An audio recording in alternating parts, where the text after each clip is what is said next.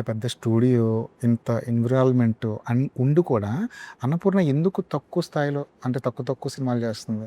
అంటే వ్యాస్ట్ అంటేనండి సినిమాలు అది చేసే కూడా అవకాశం ఉంది కదా? సీజనల్గా. అది అంటే అంటే నేను ఆలోచిస్తూ ఉంటానండి, ఇప్పుడు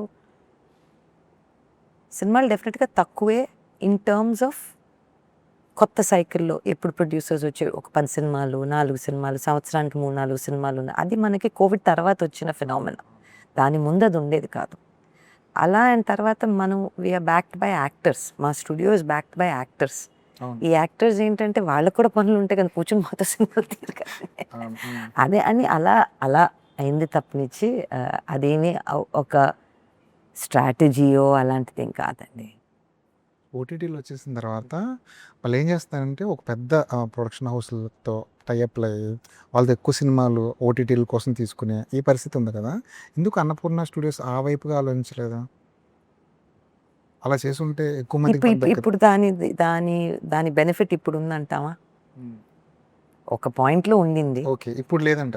సో ఇట్స్ సైకిల్ కదా. ఇప్పుడు సడన్గా ఓటీటీలో వచ్చి మీరు 5 సినిమాలు తీస్తుంటే 5 సినిమాలు తీసేసుకుంటున్నారా? ఆ పరిస్థితి కూడా లేదు కదా. సో ఒక ఎవ్రీ ఫ్యూ ఇయర్స్ చేంజ్ అవుతూ ఉంటుంది.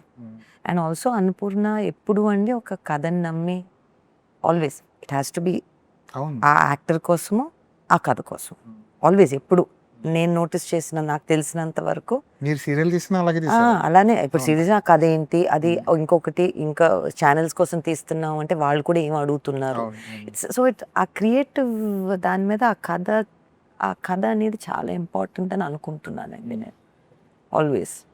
దానికి ప్రయారిటీ ఎప్పుడు ఇచ్చినాను. ఒక సినిమా స్టార్ట్ చేసేయాలి అనే తొందర కూడా కాదు, అది చేసేయాలి ఎప్పుడు ఒక షూటింగ్ ఉండాలి అనేది అవును లేదు.